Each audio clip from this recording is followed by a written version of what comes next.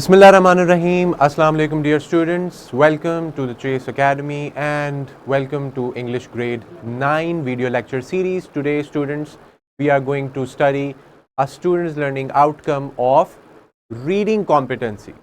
इसका मतलब है हमारी जो competency है, जो skill हम develop करना चाह रहे हैं, that is reading and critical thinking. All right? Okay students, now this is our students learning outcome. This is our lecture number 5. I hope that you're following the rest of the lectures, the previous lectures regularly, and you're solving the resources for achieving the SLO in a very good way and in a very better way. Now, पहले हम अपने SLO को पढ़ते हैं आज. It says use pre-reading and while reading strategies.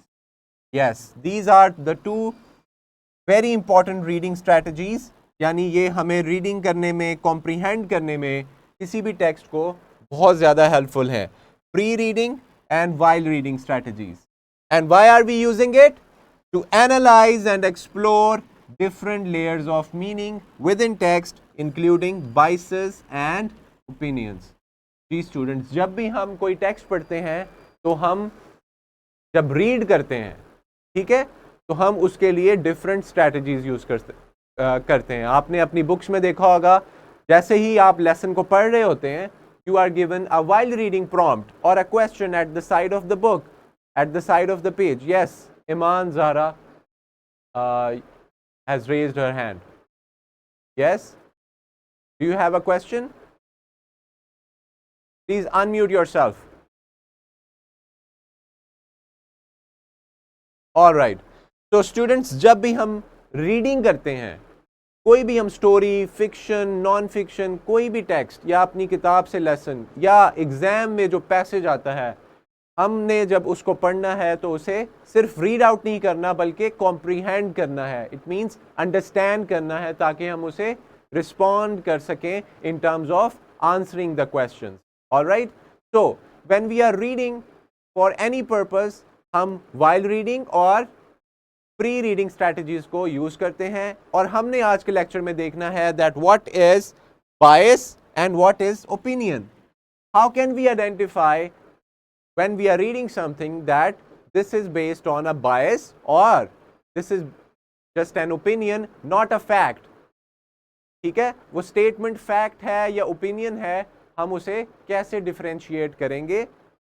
और different layers of meaning. जब भी हम टेक्स्ट को पढ़ते हैं, एक तो सरफेस लेवल का मीनिंग होता है जो हम समझ जाते हैं with our understanding of vocabulary, but there is deep meaning as well जो हम कॉन्टेक्स्ट के जरिए समझते हैं. इसे हम कहते हैं हिडन मीनिंग, इम्प्लाइड मीनिंग. ठीक है, एक्सप्लिसिट मीनिंग होता है जो क्लियरली आपको समझ आ जाए एट द सरफेस लेवल, ऊपर वाले लेवल पे, सतही लेवल पे आपको बिल्कुल समझ आ जाता है. That is the explicit meaning of any text. और जो चीज़ उसके अंदर इम्प्लाइड होती है उस बात के अंदर, वो हमें समझना पड़ता है उसे, और वो हम उसे क्या कहते हैं? इम्प्लाइड मीनिंग या हिडन मीनिंग. और इसी तरह टेक्स्ट में बहुत से बाइसेस होते हैं, बहुत से ओपिनियंस होते हैं. हम देखेंगे कि ये क्या है, कैसे हम डिफरेंशिएट करेंगे.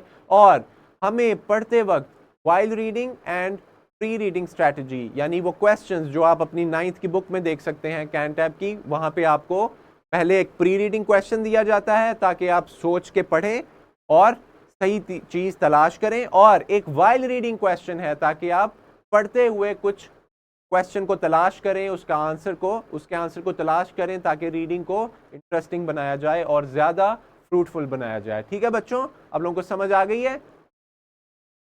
Yes. So we are talking about reading and I hope that most of you students are very good readers. So let's begin the lecture.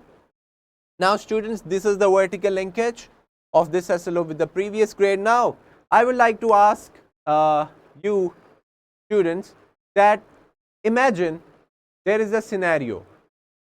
A company is hiring for a new position. एक company को एक employee की ज़रूरत है. The hiring manager जो आपको job दे रहा है, जो इंसानों को, लोगों को जॉब दे रहा है, हायर कर रहा है, prefers candidates उन लोगों को प्रेफर करता है, उन लोगों को तरजीह देता है who graduated from a particular university, जो एक ख़ास यूनिवर्सिटी से या ख़ास इदारे से पढ़े हों। तो बिकॉज क्यों? They believe that graduates from that university are better workers. उनको लगता है कि ऐसे लोगों को रखना ज़्यादा मुनासिब है क्योंकि वो ज़्यादा अच्छा काम कर सकते हैं।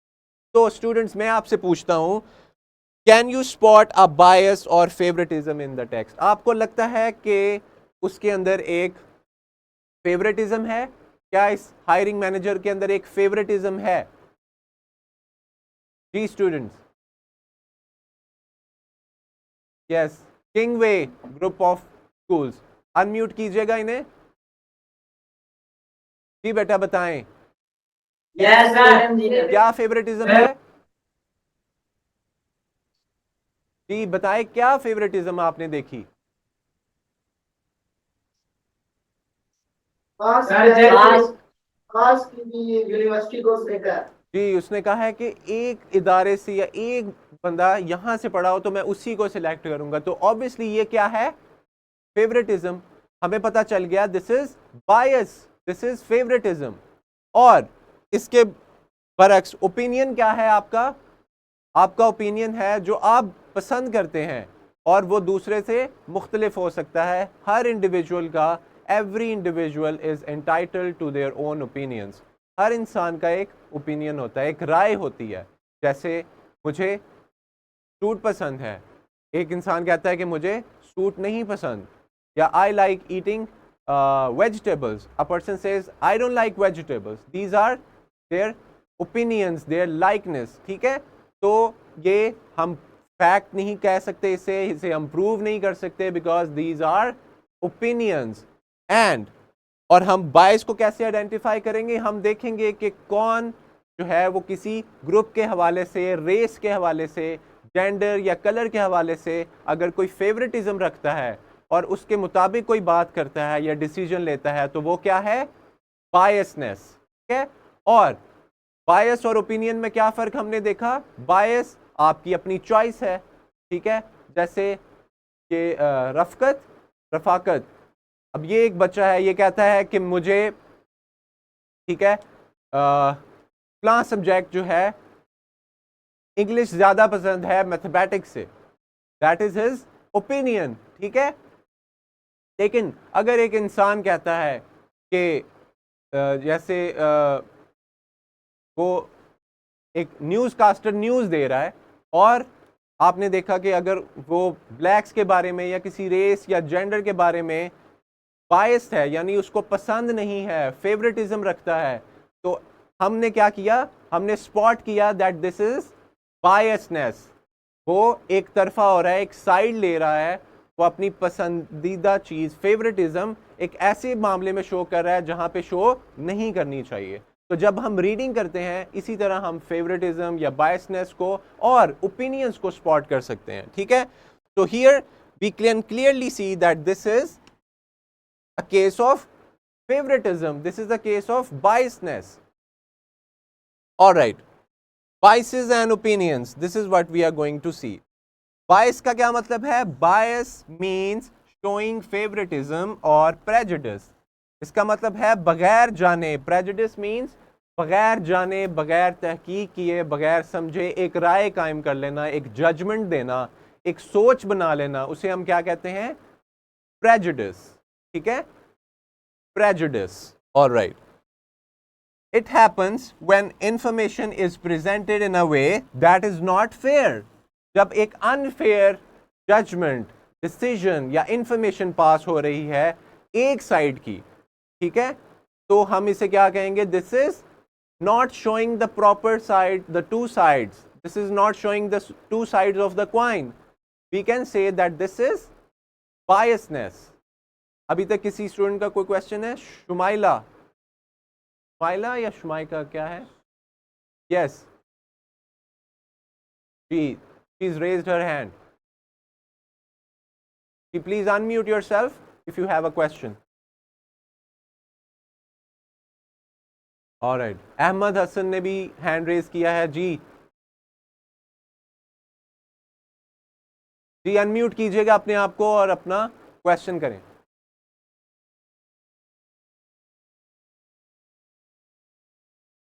ऑलराइट, देखें हमने देखा कि बायस क्या है, बायस क्या है कि अनफेयर है। जो भी चीज़ आपको अनफेयर लग रही है, कोई डिसीजन, कोई न्यूज़, कोई इंफॉर्मेशन, किसी मामले के या इवेंट के हवाले से कोई भी खबर, कुछ भी आप पढ़ रहे हैं, आप देख रहे हैं कि सिर्फ एक साइड की बात की जा रही है और एक चीज़ को सपोर्ट किया जा रहा है, तो हम क्या कहेंगे, इसमें क्या है, सब्जेक्टिविटी है, इसमें बायसनेस है, ये टेक्स्ट जो है ऑब्जेक्टिव नहीं है।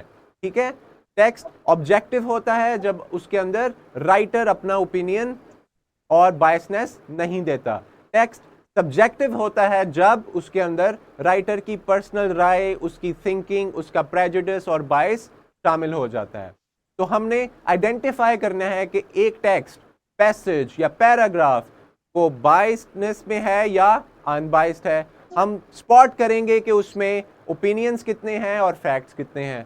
फैक्ट्स क्या हैं, हकायक, हकीकत जो हम साबित कर सकते हैं। ठीक है, the sun rises from the east, this is a fact, this statement is assertive, this is a factual statement. But if I say that I don't like winters, then this is my opinion. I would say winters are better than summers. तो ये क्या है, मेरा opinion है, ये fact नहीं है बल्कि ओपिनियन है, ये मेरी राय है, मेरा मानना है। आप इससे डिसएग्री कर सकते हैं और आप अपना पॉइंट ऑफ व्यू, अपना ओपिनियन भी दे सकते हैं। सो ये है ओपिनियन और ये है बायस। बायस कैन बी ऑन पर्पस और बाय एक्सीडेंट। नाउ स्टूडेंट्स, एक इंसान, एक राइटर बायस क्यों होता है?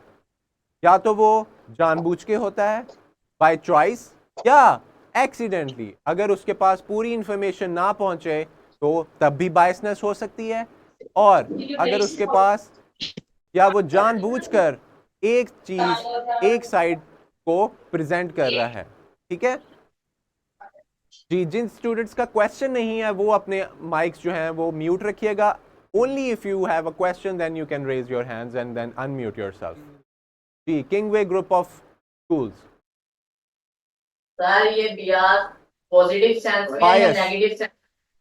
जी, बियास। बायस, बायस बेटा, बायस ये अच्छी बात नहीं है, बायस नहीं होना चाहिए, लेकिन हम बायस होते हैं। This is in our nature, we support something, we support an idea and then we get bias जब हम इंफॉर्मेशन देते हैं। तो बायस होना जो है वो आप अवॉइड करेंगे। ठीक है, you will avoid being biased when you are giving a decision or when you are passing a judgment.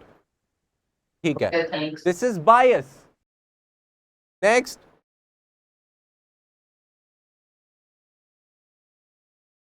all right, let's look at some examples.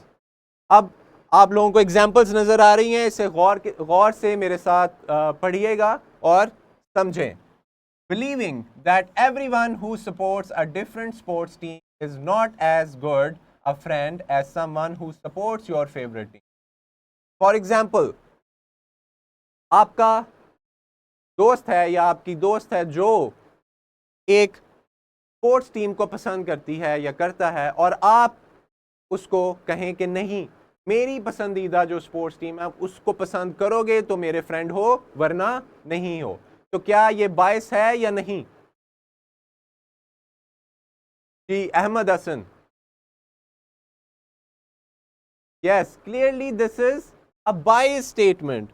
Believing that everyone who supports a different sports team is not as good a friend as someone who supports your favorite team. इसका मतलब है जो आपकी favourite team को support नहीं कर रहे वो आपके अच्छे दोस्त नहीं हैं बनिस्बत उसके जो आपकी फेवरेट टीम को सपोर्ट कर रहा है। So this is an example of being bias. इसमें फेवरेटिज्म है, इसमें बायस है। Secondly, assuming that people who like the same color as you are more trustworthy or friendly. इसी तरह के जो कलर मुझे पसंद है वो पसंद हो तो वो अच्छा इंसान है, अदरवाइज वो अच्छा इंसान या उसका अच्छा टेस्ट नहीं है, ये भी एक बायस है। ठीक है, कलर किसी की चॉइस के बुनियाद पे उसे जज करना, उसके बारे में कुछ कहना या लिखना या बोलना, ये एक बायस कहलाता है। इसी तरह तीसरी एग्जांपल देखें बेटा, judging someone's personality based on their color clothes, based on their clothes match or not. कि इस बुनियाद पे दोस्ती रखना, इस बुनियाद पे किसी को अच्छा या बुरा समझना कि उसके क्लोथ्स आपस में मैच कर रहे हैं नहीं, उसने मैचिंग कपड़े, मैचिंग क्लोथिंग की है या नहीं, तो बेटा ये क्या है? रेज योर हैंड्स अगर आपको लगता है ये ओपिनियन है।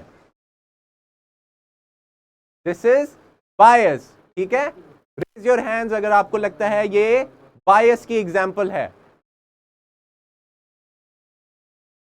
Very good, yes this is बायस, ये फेवरेटिज्म है।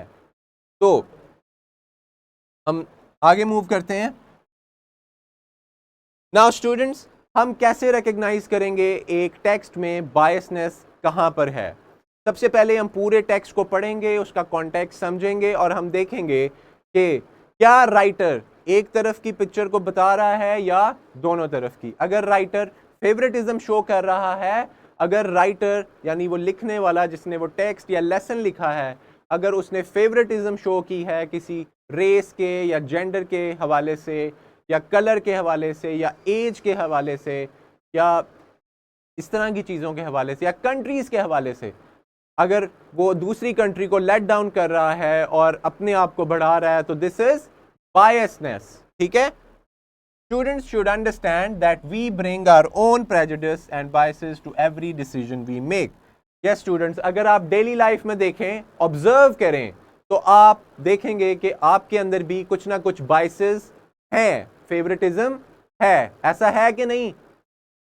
जी स्टूडेंट्स, क्या आप अग्री करते हैं कि आपके अंदर भी बायसनेस पाई जाती है? आप भी कभी कभी किसी मौके पे बायस्ड होते हैं? जी, very good.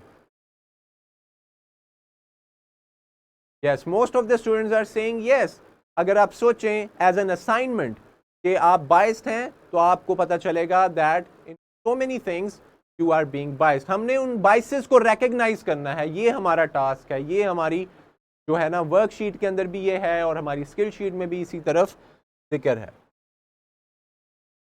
Now we must not only recognize our own biases but also that of the authors and creators of the information. जो हम information ले रहे हैं न्यूज़पेपर से, मीडिया से, सोशल मीडिया से, आर्टिकल्स, ब्लॉग्स और अपने टेक्स्ट में जो हम पढ़ रहे हैं, हमें recognize करना है ऑथर के हवाले से, क्या ऑथर फेवरेटिज्म शो कर रहा है, बायसनेस शो कर रहा है, ताकि हम एज अ रीडर बिल्कुल क्लियर हो जाएं कि हमें क्या इंफॉर्मेशन समझनी चाहिए, क्या हमें इंफॉर्मेशन लेनी है और कौन सी इंफॉर्मेशन को हमने नहीं एज इट इज एक्सेप्ट करना। Now students, what is an opinion? I hope मैंने ओपिनियन आप लोगों को समझा दिया है। आपकी अपनी सोच के मुताबिक, इंटरप्रिटेशन और एक्सप्लेनेशन के मुताबिक जो आप कहते हैं, जो आप सोचते हैं, जो आप पसंद करते हैं या नापसंद करते हैं, उसको हम क्या कहते हैं? ओपिनियन, आपकी राय। और हर इंसान की राय जो है वो, उसको राय रखने का जो हक है, हर बंदे का हक है कि वो अपना ओपिनियन रखे और बोल सके। An opinion is what someone personally thinks or believes about something. It's not based on facts that everyone can agree on. ये इस तरह नहीं है जैसे मैं कहता हूं कि सूरज जो है वो मशरिक से निकलता है, ये तो आपको मानना पड़ेगा क्योंकि ये फैक्ट है। लेकिन अगर मैं कहूं कि जो अगर मैं कहूं कि विंटर्स यानी सर्दियां ज़्यादा अच्छी हैं गर्मियों से, तो ये मेरा क्या है? ओपिनियन है, ठीक है? ये फैक्ट नहीं है, ये सच्चाई, ये हकीकत नहीं है, बल्कि मेरी राय है, मेरा मानना है और मेरी अपनी अंडरस्टैंडिंग है। तो opinions influence how readers interpret and understand the content. Different readers may have varied interpretations of the same text. अब स्टूडेंट्स, अगर हम एक लेसन पढ़ें पूरी क्लास में, तो उस लेसन के हवाले से हर बच्चे का ओपिनियन जो है वो मुख्तलिफ हो सकता है। यानी एक चीज़ पढ़ने के बावजूद आप जो हैं वो डिफरेंट ओपिनियंस को होल्ड कर सकते हैं। That is your right. For example, if I say in my opinion homemade pizza is way better than any store-bought pizza or delivery pizza. Do you think this is an example of an opinion?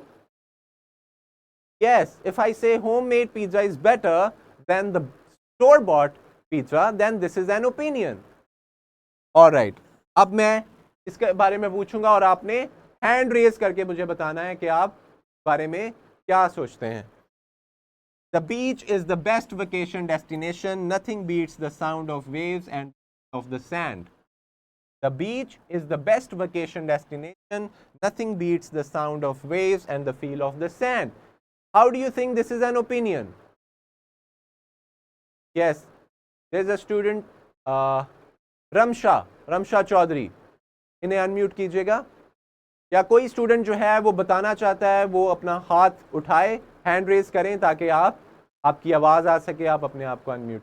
Sir ये opinion है. Yes, this is an opinion. क्योंकि destination spots, vacation spots तो बहुत सारी अच्छी हो सकती हैं. आपको कोई और पसंद है, ठीक है, ये इकरा शहजादे इन्हें कोई और पसंद है, ठीक है, इनके लिए सबसे बेस्ट वेकेशन या डेस्टिनेशन वो कोई और जगह हो सकती है. So this is an opinion. I think the ending of the book was a bit disappointing. It didn't live up to the rest of the story. Now somebody can say, no, the ending of the book was great. So these are all the opinions that different people have. Now students, ये जो text है आपके पास कैंटेप की English 9 किताब में जो पहला chapter है, उसको अगर आप पढ़ें तो उसमें से आप बाइसेस और ओपिनियंस को तलाश कर सकते हैं. यहाँ पे एक एग्जाम्पल है. The Quraysh did not agree to accept the peaceful intention of Hazrat Muhammad sallallahu alaihi wasallam and the Muslims, suggesting a lack of respect. Now, Quraysh क्या कर रहे थे? फेवरेटिज्म शो कर रहे थे, बायसनेस शो कर रहे थे, ठीक है, वो बायस थे, वो एक तरफा थे. The terms of the treaty as described in the text include conditions such as Muslims returning to Medina without performing Umrah. ये उनकी शर्त थी. ये भी totally biased है. इस तरह आप पूरे टेक्स्ट को पढ़ेंगे और बाइसेस को तलाश करेंगे कि कहाँ आपको लगता है कि राइटर बाइस्ड है या कुरैश बाइस्ड थे. तो इस तरह आपने आइडेंटिफाई करना है और आपने इसकी प्रैक्टिस करनी है, ठीक है. इसी तरह ओपिनियंस को भी देखिएगा. अगर ओपिनियंस आपको मिलते हैं, सिमुलेशन लिंक एडेड है, अगर आप उसे देखना चाहें तो आप उसे देखकर और ज़्यादा मालूमात हासिल कर सकते हैं. स्टूडेंट्स, क्लासरूम एक्टिविटी के लिए आपने क्या करना है? इस टेक्स्ट को पढ़ना है जो ट्रीटी ऑफ हुदैबिया पे है. आपने इसको प्री रीडिंग करनी है. पहले इसके प्री रीडिंग क्वेश्चंस को पढ़ना है, उसके बाद इस टेक्स्ट को पढ़ना है. For example, why should people live peacefully together? Since this is about piece, तो लोगों को अमन के साथ एक साथ रहना क्यों ज़रूरी है, ये आपने सोचना है और सोचते हुए टेक्स्ट को पढ़ना है. इसी तरह वाइल रीडिंग क्वेश्चंस होंगे. वाइल रीडिंग क्वेश्चन है, what is the significance of Bait Rizwan and where is it mentioned in the holy Quran? You can find the answer of this as well while you are reading the text. Now students, I hope that we are clear about it. तो किसी का कोई question है तो वो please आप question कर सकते हैं. इसके बाद आप अपने रिसोर्सेज को सॉल्व करेंगे. This is the worksheet that you will get. आप 3 पर्सनल बाइसेस को मेंशन करेंगे. उसके बाद आप बताएंगे कि इन बाइसेस की वजह से आपकी डेली रूटीन पे क्या फ़र्क पड़ता है, और उसके बाद आप इसी तरह की कुछ एक्टिविटीज़ इस वर्कशीट के अंदर करेंगे, ठीक है. क्वेश्चन के बाद टेक्स्ट के बाद जो है वो कॉम्प्रीहेंशन क्वेश्चंस हैं जो आपने सॉल्व करने हैं. और ये हमें हमारा मकसद था कि हम रीडिंग को यानी कॉम्प्रीहेंशन को बढ़ा सकें. ओपिनियंस को तलाश करें, बाइसेस को तलाश करें, reading and while reading and pre reading strategies को यूज़ करें, ठीक है, ताकि हमारी रीडिंग कॉम्प्रीहेंशन जो है वो बढ़ जाए. And we become good readers. Now do you have any questions before we wrap this up? Any student, please raise your hand अगर आपके पास कोई क्वेश्चन है. आपको समझ आ गया बायस एंड ओपिनियन क्या है? Raise your hands if you're clear about bias and opinion. जी, कौन बच्चा वॉलंटियरली जो है वो बायस की एग्जाम्पल देगा? जी, is there anybody, any student who would like to? Yes, यहाँ पे ये किंगवे ग्रुप ऑफ स्कूल में एक बच्चे ने ब्लैक शर्ट में पीछे हाथ खड़ा किया. जी,